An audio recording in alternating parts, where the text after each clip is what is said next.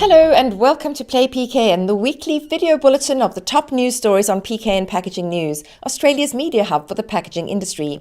I'm PKN's publisher Lindy Hewson, and this week's episode is brought to you by Filton Packaging, your trusted Australian flexible packaging manufacturer, delivering quartz technology for sharper detail, smoother solids and gravure-level print quality.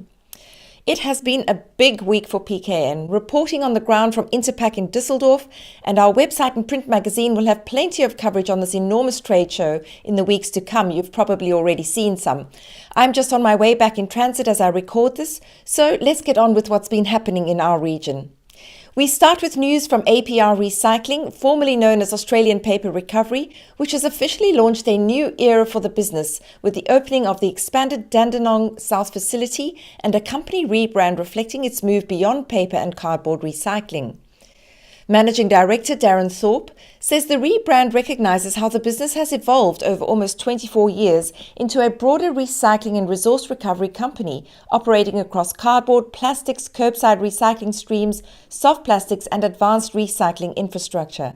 Central to the expansion is APR's new soft plastics pyrolysis plant, designed to convert difficult-to-recycle plastics into oil that can be used as feedstock for new plastic manufacturing. Thorpe says the project demonstrates how Australia can build local advanced recycling infrastructure rather than relying on landfill or export markets for plastics recovery. In policy news, pressure is continuing to build for national packaging reform, following the tabling of a federal Greens bill proposing a mandatory extended producer responsibility scheme for packaging.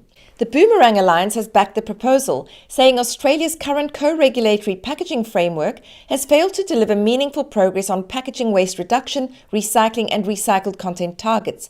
Director Jeff Angel says the organisation is calling for legislated producer responsibility obligations, mandatory sustainability targets and an industry-funded national soft plastics collection system, as environment ministers continue discussions around a national agreement on packaging circularity. Meanwhile, the Australian Food and Grocery Council has welcomed elements of the federal budget designed to support manufacturing productivity and investment, while warning, however, that instability in the Middle East could still create significant supply chain pressures for manufacturers. AFGC Chief Executive Officer Colm Maguire says recent disruptions to global shipping and energy markets have the potential to increase freight, fuel and input costs across the supply chain. The comments come amid ongoing concerns across packaging and processing sectors over volatility in resin supply and polymer markets. Turning to international business news, Multicolor Corporation, MCC, has completed its financial restructuring process and officially emerged from its pre-packaged Chapter 11 proceedings. The global label solutions supplier says the restructuring reduced net debt by approximately $3.8 billion and extended long-term debt maturities to 2033. MCC President and Chief Executive Officer Hassan Rumail says the company now has a significantly stronger financial foundation to support future investment and growth. And finally, Viscount New Zealand says its reusable product crate network has now eliminated the equivalent of more than 200 million single-use cardboard boxes from New Zealand's produce supply chain.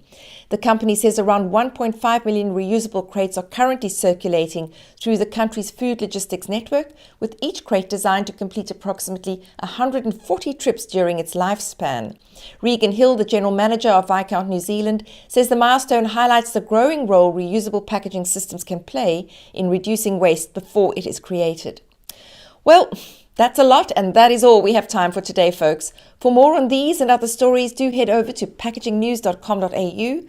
Thank you to our sponsor, Filton Packaging, and thank you, as ever, for watching.